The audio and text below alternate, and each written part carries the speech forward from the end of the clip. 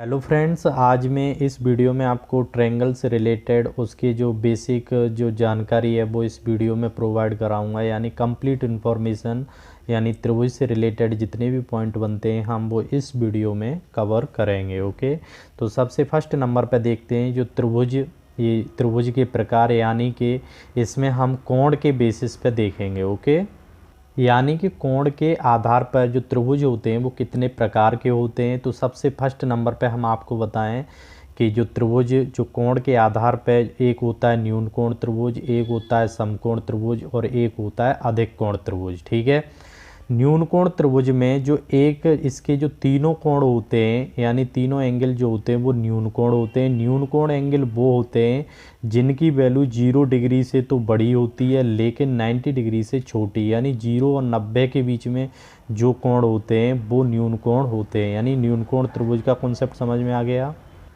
अब जैसे कि इसमें इस त्रिभुज की अगर हम बात करें तो इसकी जो तीनों साइड का जो कॉन्सेप्ट होगा, यानी सी एक साइड इसकी सबसे बड़ी है तो यानी कि उसका स्क्वायर इज लेस देन होगा, यानी छोटा होगा जो दो छोटी छोटी साइड हैं उनके स्क्वायर के योग से। जैसे सी यहाँ सबसे बड़ी भुजा है। ठीक है, नेक्स्ट देखेंगे यहाँ पर समकोण त्रिभुज। अब समकोण त्रिभुज में आप जानते हो कि ये क्या है, एक समकोण त्रिभुज है जिसका एक कोण क्या हो, 90 डिग्री का हो और तीनों साइड, जैसे इसको बोलते हैं हाइपोटेनियस यानी कि कर्ण, और ये होता है परपेंडिकुलर और ये है बेस।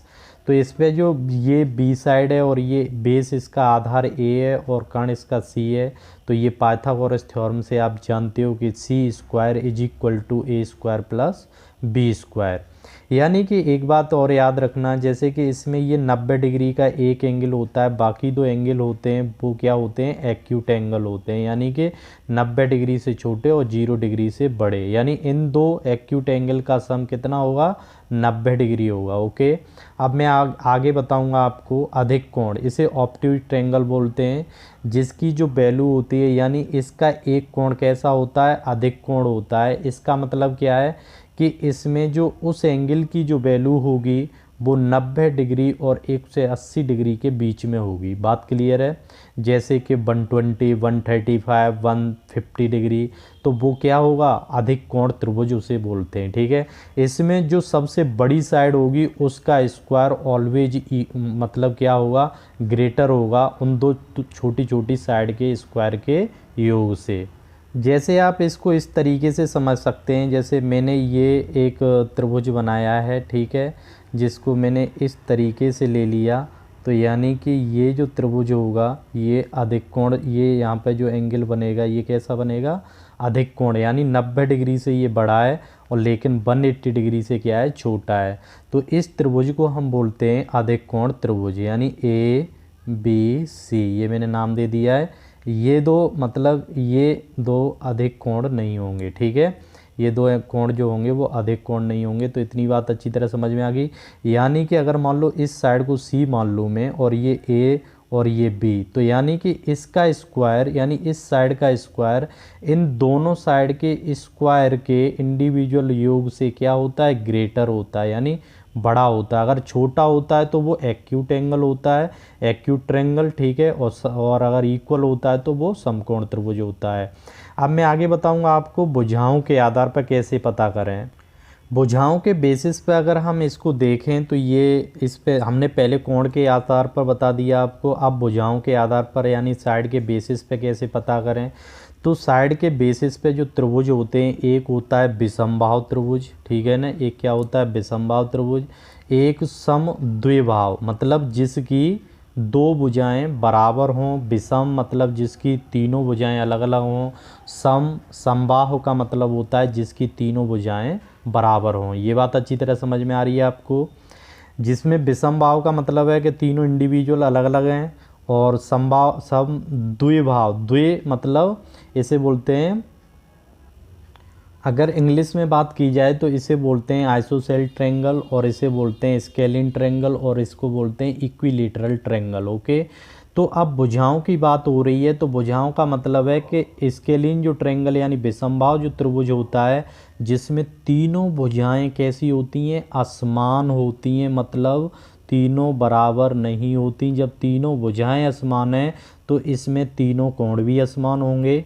ये बात अच्छी तरह समझ में आ रही है। और समद्विबाहु का कंसेप्ट ये है कि इसमें इस त्रिभुज की जो दो भुजाएं होंगी वो तो इक्वल होंगी, ठीक है। जैसे ये और ये दोनों इक्वल हैं, तो इनके सामने के कोण भी क्या होते हैं, बराबर होते हैं। याद रखना इस बात को, यानी कि दो भुजाएं बराबर और दो कोण उनके सम्मुख कोण, यानी जो जैसे इस भुजा के सामने का ये कोण और इस भुजा के सामने का ये कोण, ये भी दोनों इक्वल होंगे। ये बात अच्छी तरह समझ में आ गई। दो भुजाएं इक्वल हैं तो दो कोण भी इक्वल होंगे, सम्मुख कोण उन्हें बोलते हैं। सम्मुख कोण दोनों इक्वल होंगे, ये इसे आइसोसेल ट्रायंगल बोलते हैं। नेक्स्ट देखेंगे, अब आता है समबाहु त्रिभुज, यानी इसे बोलते हैं इक्विलेटरल ट्रायंगल। इसमें क्या होता है, इसमें तीनों कोण यानी तीनों कोण और तीनों भुजाएं, पहले हम भुजाओं के बेसिस पे बात कर रहे हैं तो भुजाओं का कॉन्सेप्ट देखेंगे।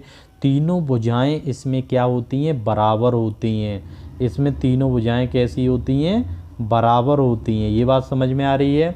जब तीनों भुजाएं बराबर हैं तो आप अच्छी तरीके से जानते हैं कि इनके सामने यानी इनके सम्मुख जो कोण होंगे, इस साइड का और इस साइड का ये, इस साइड का ये, तीनों इक्वल होंगे। ये बात अच्छी तरह समझ में आ रही है। तो यानी कि ये तीनों इक्वल होंगे, तो इसका मतलब ये है कि इसका प्रत्येक कोण की जो वैल्यू होगी वो कितनी होगी, 60 डिग्री होगी। समबाहु त्रिभुज में यानी प्रत्येक कोण 60 डिग्री का होता है। इसका मतलब है कि आप ट्रायंगल की प्रॉपर्टी जानते हैं कि तीनों कोणों का योग 180 डिग्री होता है, तो उसमें से तीनों एंगल इक्वल हैं तो एक एंगल 60 डिग्री का हो जाएगा। क्लियर। नेक्स्ट देखेंगे, इसमें क्या है, जैसे कि हमने एक ये ट्रायंगल ले लिया है, जैसे ए बी सी। इसमें एंगल ये ए है, ये एंगल बी है, ये एंगल सी है। सी एंगल के सामने की साइड सी है, बी एंगल के सामने का एंगल बी है, ए एंगल के सामने का साइड ए है। तो यदि यहाँ पे सी जो साइड है सी से less than B less than A हो तो सी जो एंगल इसी मतलब ऑर्डर में होगा। अगर सी साइड सबसे बड़ी है तो एंगल सी सबसे बड़ा होगा। अगर बी एंगल सबसे मतलब बी साइड सबसे मतलब सी से छोटी है तो क्या होगा, यहाँ पर सॉरी मैंने गलत ऑर्डर थोड़ा रॉन्ग बोल दिया। यहाँ पर ए सबसे बड़ा होगा, ए साइड सबसे बड़ी है, फिर उससे छोटी बी है, फिर उससे छोटी सी है, यानी सी सबसे छोटा है इसमें, ठीक है। तो यहाँ पे एंगल ए सबसे बड़ा होगा, एंगल बी उसी ऑर्डर में होता है। ये थोड़ा सा ये तो आप जानते हो असेंडिंग ऑर्डर और डिसेंडिंग ऑर्डर का कॉन्सेप्ट।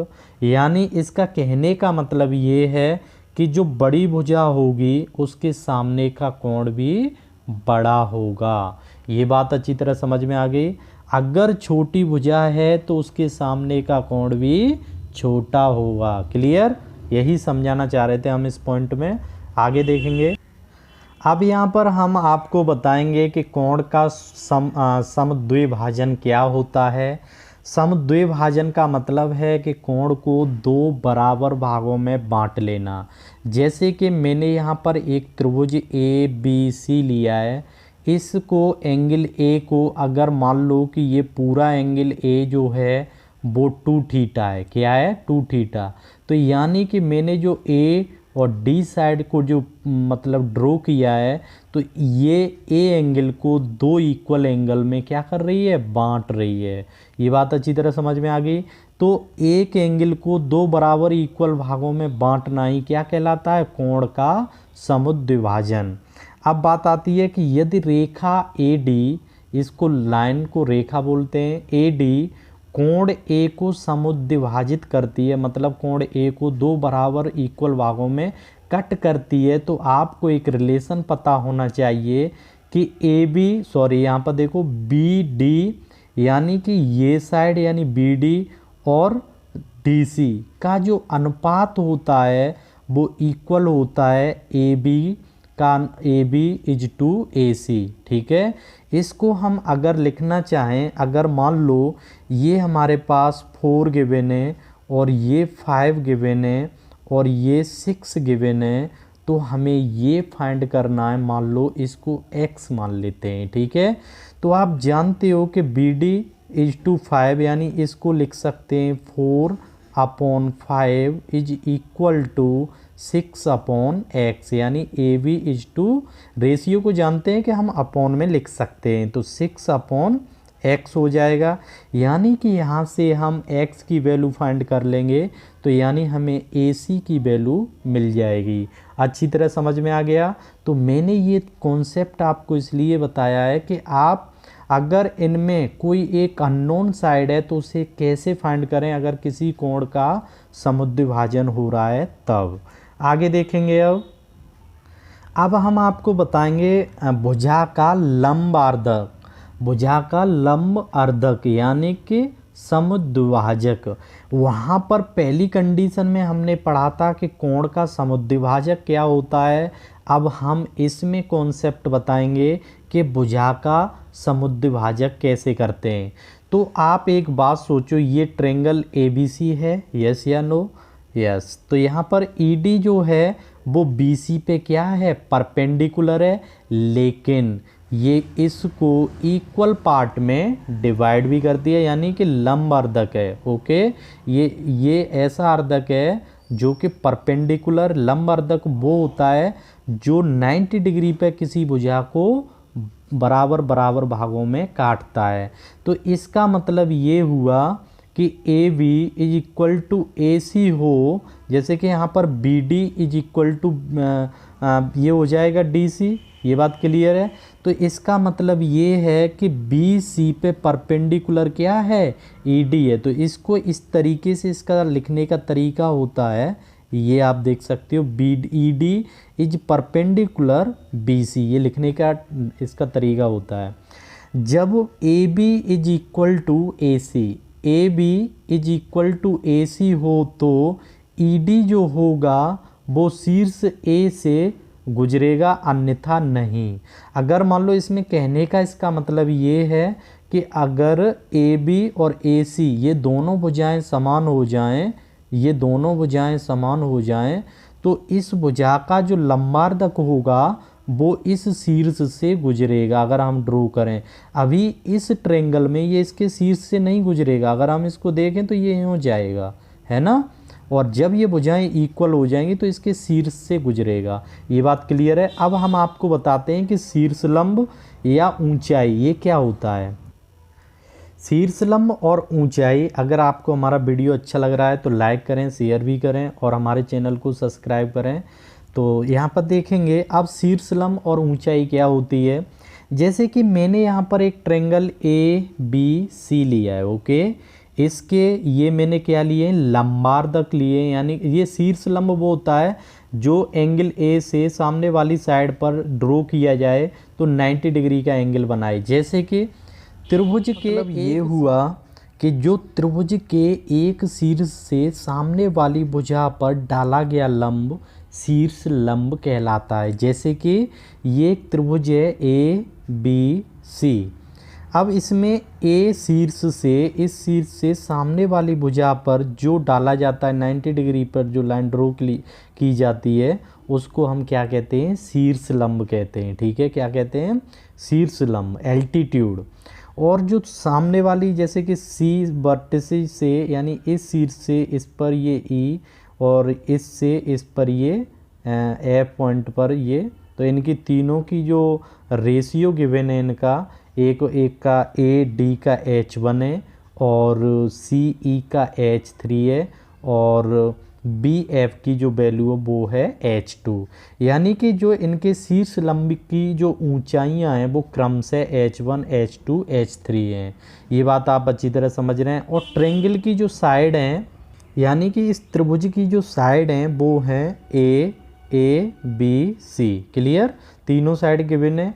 अब यहाँ पर हमने क्या बताया कि AD is perpendicular on BC। देखो एक बात बताओ, BC पर ये परपेंडिकुलर AD है या नहीं, ऐसे ही B है परपेंडिकुलर AC पे है या नहीं। यानी परपेंडिकुलर क्या होता है, जो 90 डिग्री एंगल के साथ जो लाइन ड्रॉ की जाती है। ओके, तो ये बात अच्छी तरह समझ में आ रही है।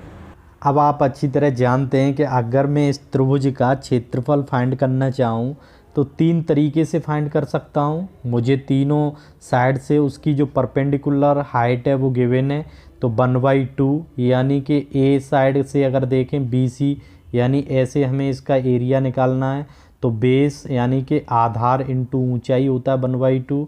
ठीक है, तो आधार A है, ऊंचाई H1। सिमिलरली ऐसे B साइड को लेंगे। ठीक है, तो ये तीनों जो क्षेत्रफल होंगे भाई एक ही ट्रायंगल के लिए तो निकाल रहे हैं, तो तीनों कैसे होंगे, इक्वल होंगे। अब बात ये आती है कि अगर हम इन तीनों साइड के लिए, अब जैसे 1/2 तो क्रॉस कट जाएगा, तो यही तो रह जाएगा AH1 BH2 CH3। ठीक है, अब हमें बात ये आती है कि अगर मान लो हमें साइड का डायरेक्ट रेशियो निकालना है कि इस ट्रायंगल की जो साइड होंगी और इनके शीर्ष लंब की ऊंचाई में क्या रिलेशन होता है, तो आप अच्छी तरह समझ सकते हैं 1/H1 is to 1/H3 is to यहाँ H3 होता है। ये अच्छी तरह याद रखना। ठीक है, अब देखते हैं यहाँ पर एक कॉन्सेप्ट और बताते हैं आपको, जैसे कि बड़ी भुजा पर शीर्ष लंब क्या होता है। अगर मान लो बड़ी भुजा है, बड़ी भुजा पर शीर्ष लंब क्या होगा, छोटा होगा। एक बात बताओ, इसको ऐसे समझो जैसे कि मान लो मैंने ये एक ट्रायंगल ड्रॉ किया है। ठीक है, अब ये ट्रायंगल ड्रॉ किया है, तो ये वाली साइड सबसे बड़ी है, तो यहाँ से अगर मैं शीर्ष लंब प्लॉट करूँगा तो ये यहाँ से क्या होगा, ये अदर शीर्ष लंब के कंपैरिजन में क्या होगा, छोटा होगा। अगर मान लो मैं इससे करूँगा, इस वाली साइड से, तो इसी पे तो करूँगा ड्रॉ, यहाँ पे इस वर्टिस से। ठीक है, तो ये इसकी यहाँ पे थोड़ा सा ये फिगर हुआ है, तो 90 डिग्री का थोड़ा ध्यान रखना। तो यानी इसके कंपैरिजन में ये बड़ा है, और इस वर्टिस से डालूंगा तो ये सबसे बड़ा होगा। देखो ये बात समझ में आ रही है। तो बड़ी भुजा पर शीर्ष लंब की लंबाई जो होती है वो क्या होती है, मतलब छोटी होती है। और छोटी भुजा पर शीर्ष लंब कैसे, इसका मतलब हमें समझ में आ रहा है कि ये एक छोटी भुजा है। ओके, ये छोटी भुजा है, तो इसका जो शीर्ष लंब होगा वो सबसे बड़ा होगा, और सबसे बड़ी भुजा का शीर्ष लंब सबसे छोटा होगा। अब एक बात और याद रखो, समान भुजाओं के शीर्ष लंब कैसे होते हैं, समान होते हैं। अगर इक्विलेटरल ट्रायंगल की बात की जाए तो तीनों जो मतलब शीर्ष लंब होंगे वो तीनों कैसे होंगे, बराबर होंगे। नेक्स्ट देखेंगे आप, ये अच्छी तरीके से ये त्रिभुज देख रहे हैं ABC। इसमें आप देख रहे हो कि त्रिभुज ABC, इसमें जो शीर्ष लंब एक ही मतलब उससे डाले गए हैं, है ना, एक ही भुजा पर और बराबर डिस्टेंस पर शीर्ष लंब डाले गए। मान लो मैंने BC साइड को 5 इक्वल पार्ट में डिवाइड कर लिया है। ठीक है, यानी कि A मतलब शीर्ष से भुजा BC पर 5 क्या डाले गए हैं, मतलब 4 शीर्ष लंब डाले गए। ठीक है, तो 4 शीर्ष लंब आप ऐसे समझ सकते हो, सॉरी यहाँ पर AEMN तो पहले, ठीक है ना, फिर उसके बाद GDF इन पॉइंटों पर इक्वल x डिस्टेंस पर डाले गए हैं। तो यहाँ पर समझ सकते हो एक ही शीर्ष तथा एक ही आधार रेखा पर बने सभी त्रिभुजों की ऊंचाइयाँ बराबर होती हैं। यानी कि त्रिभुज इसमें एक शीर्ष से सामने वाली एक ही भुजा पर शीर्ष लंब, अब शीर्ष लंब एक ये डाला तो ये वाला त्रिभुज बन गया, ऐसे ही दूसरा त्रिभुज ये बन गया, ऐसे ही तीसरा ये, और ये इन सभी के क्या होंगे, इक्वल लंबाइयाँ होंगी। तो इनके क्षेत्रफल का जो अनुपात होगा वो कैसे निकालेंगे, देखो जैसे देख सकते हो आप कि इनकी जब लंबाइयाँ ऊंचाइयाँ बराबर हैं तो इनके क्षेत्रफल आधार की लंबाइयों के समानुपाती होते हैं। त्रिभुज ABC का क्षेत्रफल अनुपात ADH, ठीक है ना। इस त्रिभुज का क्षेत्रफल देखेंगे, इसमें दो साइड ये इक्वल इंक्लूड हो रही हैं HD में, ठीक है। और इसमें देखेंगे ABF, AB और F यहाँ तक देखेंगे, इसमें कितनी हो रही हैं 1 2 3 4, ठीक है। तो इसका जो अनुपात निकल के आएगा, अगर BC को देखें, अगर ट्रायंगल ABC में देखें तो BC को 5 इक्वल पार्ट में डिवाइड किया गया, ये बात देख रहे हो। और HD को देखें तो H और D के बीच में 2 इक्वल पार्ट आ रहे हैं, तो यहाँ पर 2 हो जाएगा। ऐसे ही BF के लिए देखें तो यहाँ 4 हो जाएंगे, ठीक है। अगर BF को देख रहे तो 4 इक्वल पार्ट हैं, तो B से F तक काउंट करें तो 1 2 3 4, इसलिए 4। तो रेशियो जैसे इनका साइड का डिवीजन किया गया है उसी बेसिस पे इसके क्षेत्रफल का रेशियो हो जाएगा। इतनी बात समझ में आ गई। नेक्स्ट बताएंगे, जैसे आप यहाँ पर देख सकते हैं, यहाँ पर जब एक ट्रायंगल की दो भुजाओं की लंबाई और उनके मध्य का कोण दिया हो, मतलब जैसे कि एक त्रिभुज है ए बी सी जिसमें दो भुजाएं ए बी और बी सी ए और बी क्रम से दी हुई हैं, तो इसमें किस तरीके से हम कोण फाइंड करेंगे। तो याद रखना, जब दो भुजाएं और उनके बीच का एंगल दिया होता है तो क्षेत्रफल निकालने का सबसे बेस्ट तरीका है 1/2 ए इंटू बी, यानी दोनों साइड का मल्टीप्लाई करो। कोई भी ट्रायंगल हो, दो साइड गिवन है, एंगल गिवन है, डायरेक्ट यहाँ वैल्यू पुट करो साइन थीटा। ओके, थीटा की वैल्यू लगाओ। यानी कि तो इसका कोण कैसे निकालेंगे, 1/2 A into B sine of theta. यानी कि कोई सा भी त्रिभुज हो, अगर दो भुजाएं पता है, डायरेक्ट एंगल यहाँ पुट करो और यहाँ मल्टीप्लाई करके उस त्रिभुज का क्या नहीं मिल जाएगा, हमें क्षेत्रफल मिल जाएगा। ठीक है, अब आगे और हम कुछ बताते हैं आपको। जैसे कि एक त्रिभुज गिवन है, ठीक है, जिसमें ये समुद्विभाजक कोण कर रखा है, यानी ए एंगल यानी 2 थीटा होगा, जिसको हमने दो इक्वल पार्ट में डिवाइड किया है, एंगल थीटा और ये एंगल। ठीक है, ये साइड जो ए डी है इसको दो इक्वल पार्ट में समुद्विभाजित करती है। तो अब मान लो कि हमें इनका रेशियो निकालना है, तो याद रखना, जैसे हमें मान लो ए बी डी त्रिभुज का क्षेत्रफल निकालेंगे, यानी कि यहाँ देखेंगे एक एंगल थीटा है, तो यहाँ पर दो साइड यानी ए बी और ए डी, तो A B into A D sine of theta, ऐसे ही ये हो जाएगा ए सी इंटू ए डी, और ये एक एंगल दिया है तो ये वाली प्रॉपर्टी अप्लाई की है मैंने इसमें। ठीक है, तो ये करने के बाद साइन से साइन कट जाएगा, ए डी से ए डी कट जाएगा, और ये तो A B upon A C हो जाएगा, वो इक्वल टू होगा B D upon D C, यानी B D upon D C. ये इसका कॉन्सेप्ट है। तो ये रेशियो अगर निकालना हो तो ऐसे निकालते हैं। ठीक है, यानी B D upon A B upon, कैसे निकल के आता है जो मैंने पहले बताया था, वो रिलेशन ऐसे फाइंड होता है। ठीक है, तो यहीं पर हमारा वीडियो फिनिश होता है। अगर वीडियो अच्छा लगा तो लाइक करें। Thank you.